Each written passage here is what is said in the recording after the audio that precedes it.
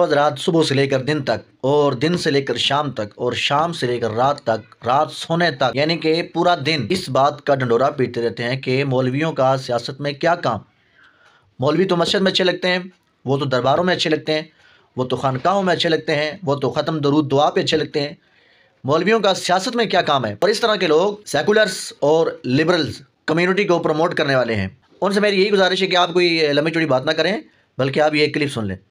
لوگ کہتے ہیں مسجد میں سیاست نہیں ہونی چاہیے، مولوی کو سیاست نہیں کرنی چاہیے۔ کیوں نہیں کرنی چاہیے؟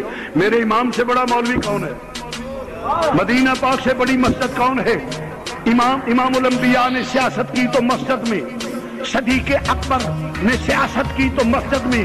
ارے جب تک مسجد سیاست میں رہی، صدیق آیا مسجد میں سیاست رہی، تو عمر آیا مسجد میں سیاست رہی، تو عثمان آیا مسجد میں سیاست رہی، تو علی آیا، یزید اسی وقت آیا جب مسجد سے سیاست نکلی۔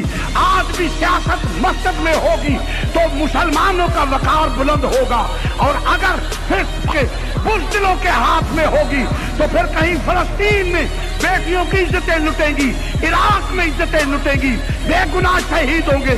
افغانستان میں آج یہ حکمران مسجد والے ہوتے تو اتنے بے غیرت نہ بنتے۔